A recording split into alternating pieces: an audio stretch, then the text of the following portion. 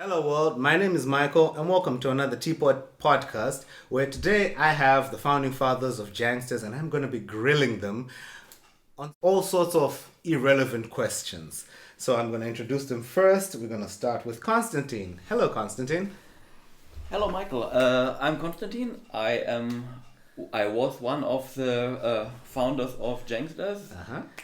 and I was with Jangsters until 2016. Since then, I moved on to become an IT security professional, and last year I founded a new company, Lutra Security. And besides that, I'm doing all sorts of stuff. A couple of open source projects, some voluntary work, some political work. Whatever catches my interest gets some attention. That's cool. Cool stuff. Okay. And then the second founder, we have Iwan. Hi, Iwan. Hello, everybody. I'm Iwan. I'm also one of the founders of Djangsters. We started working together with Sebastian actually even before we founded Djangsters in 2013. It was, I think, 2010 already. I was studying information engineering and management at the time and was very interested in starting to do some practical work and actually get my hands dirty on some Python code. And we found some project that we worked on together, and from that time on I continued. Like after we found Jangsters, I'm still part of the team. Okay, and our final founder, who is usually here with me on other podcasts as the other host, but today does not have any power whatsoever, Sebastian! Hi, Sebastian. Hi again, Michael. So tell us a bit about yourself, Sebastian. Oh, God. Tell us a bit about yourself, It's Sebastian. harder to get the question than to ask them. Yes. These two said already, right? We founded Jangsters 2013. Mhm. I studied physics, just finished my physics studies back then. From then on, I'm CEO of Jangsters. We had a lot of phases we went through. Also was a brief break of 3.5 years where I did my PhD actually on microswimmers. Mm-hmm. You want weird stuff, right? On sperm, so actually on the movement of sperm. Okay, that was a bit too weird. I didn't expect that, but that's actually pretty good. Okay, great. So we've got our three people, and I've got a bunch of questions. I cannot tell you who asked most of these questions, me, but let's get into it. So the first question, everybody wants to know, whose idea was the hat? And why a hat?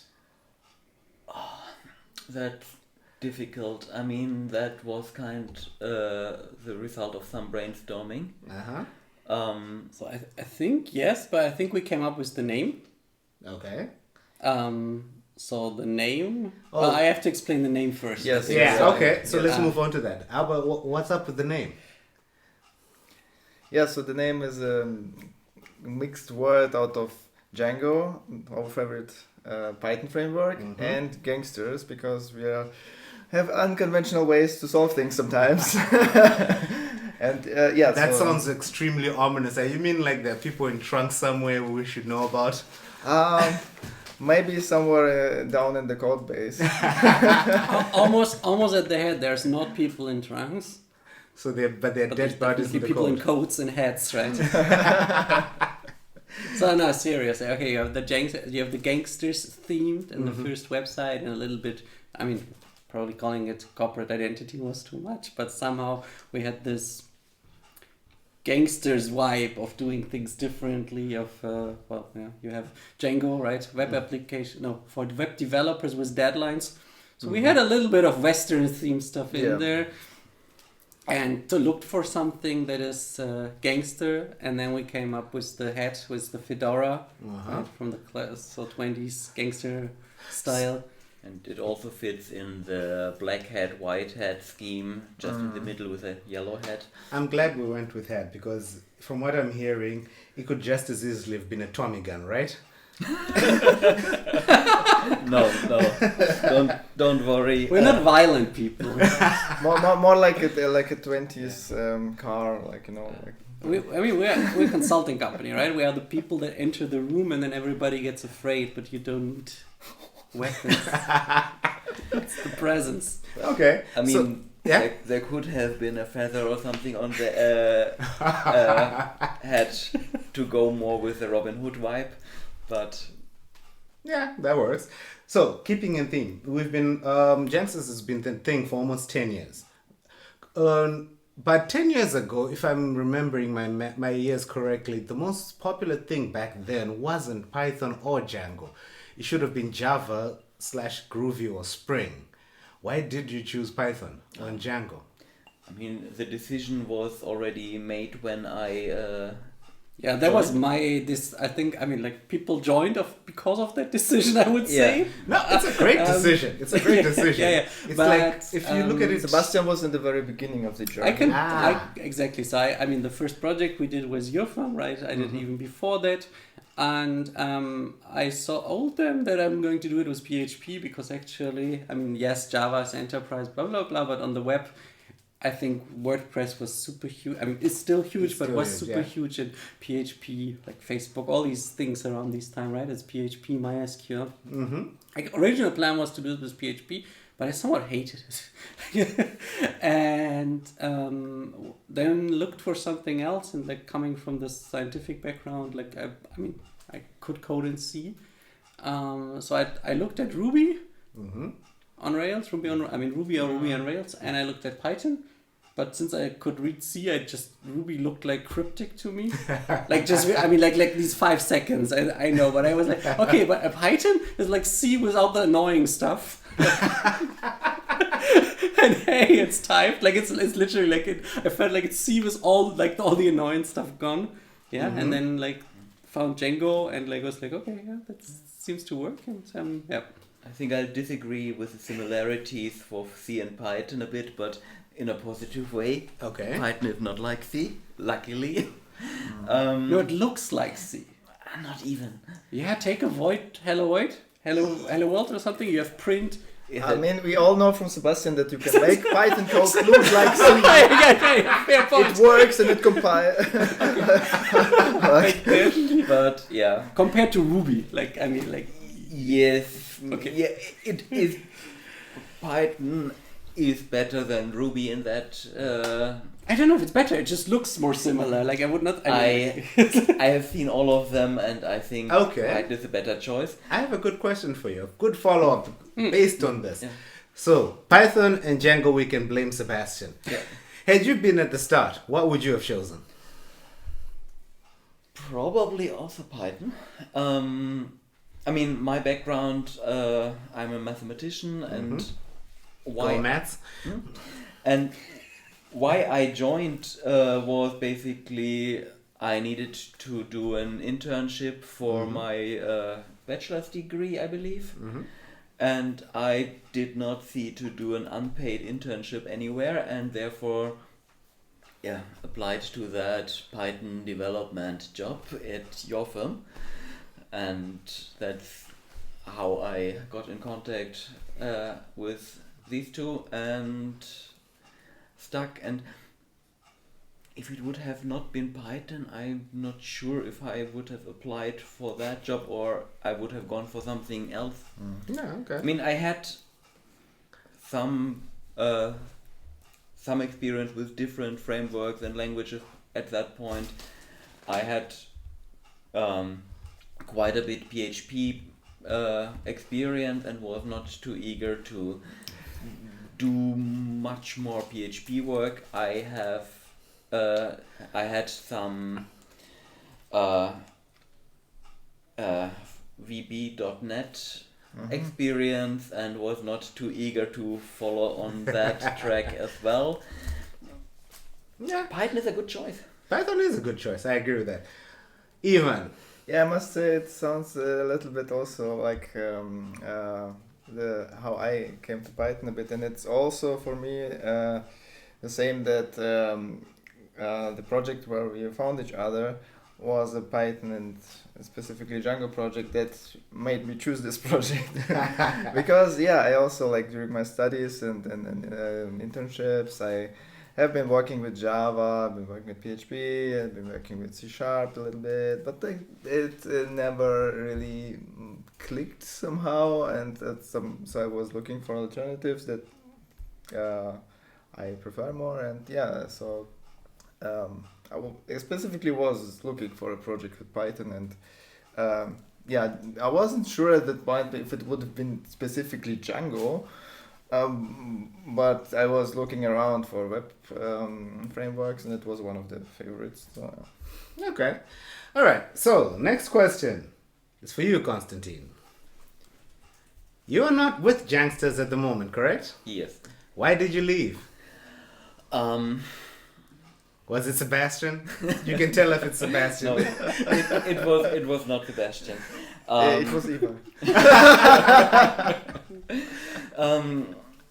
I couldn't see myself doing development and support all my career. Mm-hmm. And I was actually more looking for work as a mathematician at that point. I wanted to, programming was great during university times, mm-hmm. because it was some distraction from all the hard math.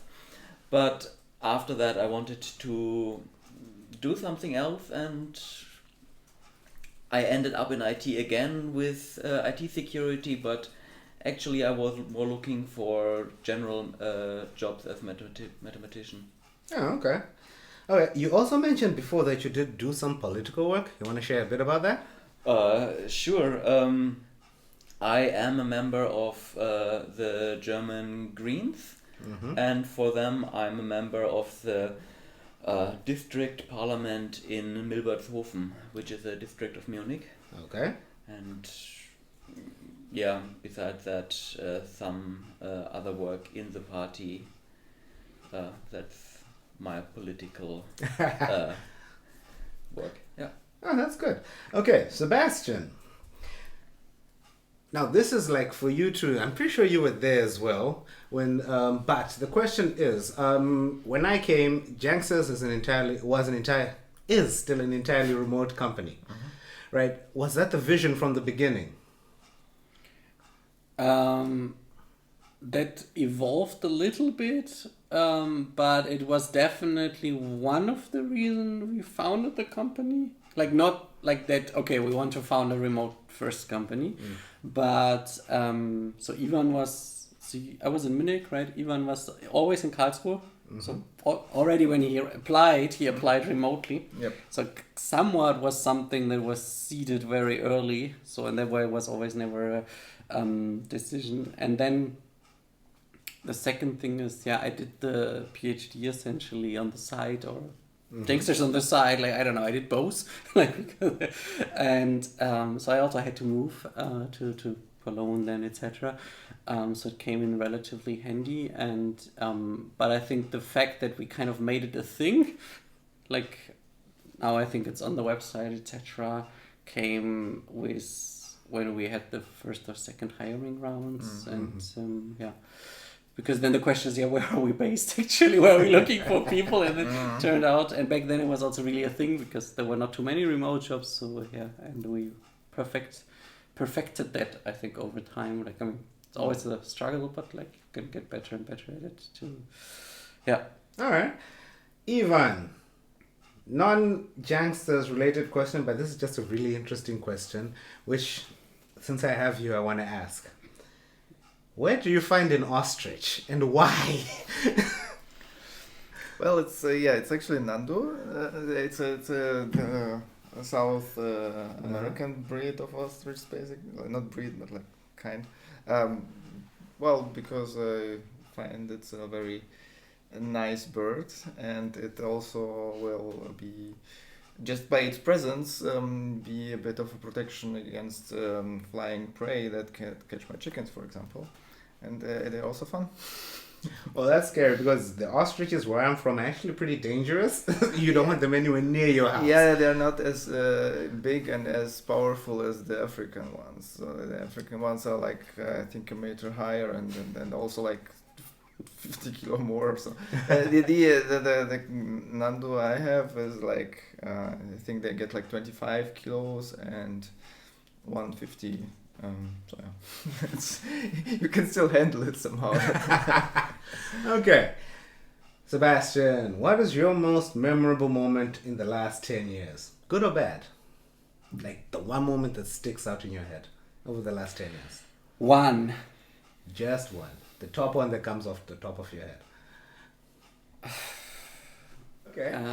But the best moment, like I don't Yeah. know, let's. I mean, okay, there's probably many memorable moments, but I think the last two New Year's were quite. So like summer in the like 2020. Mm-hmm. Like we suddenly got this Vera project, like out of the blue. I was just like, I mean, we applied, but then we didn't hear anything, and I was like, yeah, can we have a call? Like, and this is how this 3-year very successful collaboration started. Okay. Yeah. Oh, that's good. Ivan, I'm coming for you next. I think one of the very memorable founding moments of Jangsters was the 2013 DjangoCon in Poland, Warsaw, where that was a DjangoCon inside the circus stand, and it was very relaxed, very not the too professional enterprise conference vibe, but like. But still very good talks. Very professional talks with very interesting things. Yeah, it was one of the best conferences we've been to. Konstantin, same Yeah. question. Same question. It's a bit difficult because it has been a while. But I have to agree with Ivan. The DjangoCon 2013, that was great.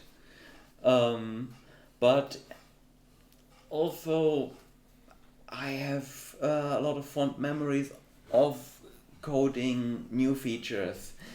Just sitting together, discussing a feature and creating something new.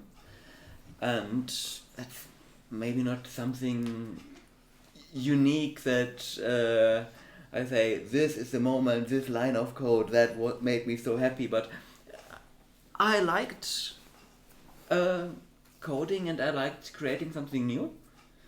Yeah, I think I get the vibe of what you're telling. This just build it, break it, fix it attitude, and it was very quick and fast and dirty, but moving very quickly. It was kind of interesting. Moving very fast. Yeah.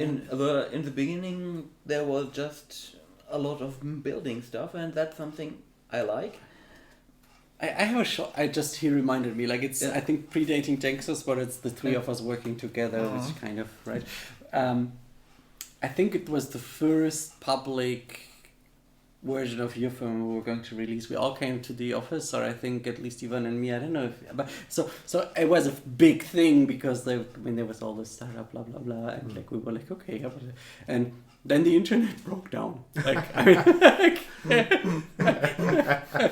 and like I found it so funny because they made such a big fuss. I mean, that doesn't matter if it's this day or the next day in the bigger timeline, right? Mm-hmm. But like they kind of wanted everything time, and in the end I think mobile wasn't a thing back then, like really well. So we borrowed internet from the neighboring office with a cable, like everything was fragile somehow, or like so could like because it was still like remote, could SSH still, and someone went to the server and managed to kick off that release. But so such things.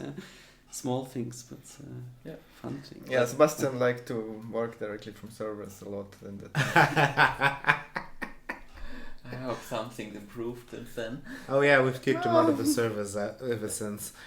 But I wasn't with your film back then because when I joined, there was already an existing. I think that it was like a little later, later. But the spirit was similar. Just like. Yeah. All right. But I want to thank all of you for your time. I know that this was a bit of a hustle to set up, but thank you so much for being here. It means the world to me, and I'm sure everybody enjoyed that. So, does anybody have anything they want to say before we cut out? Konstantin, we'll start with you.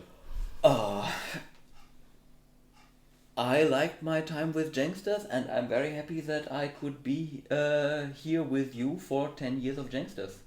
Pleasure that you joined. Yeah. Yeah, thanks a lot.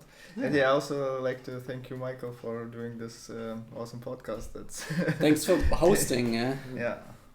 All right, cool. Oh, one last question. Last minute. Konstantin, Sebastian, are we ever going to have like a Jangsters loot truck team up?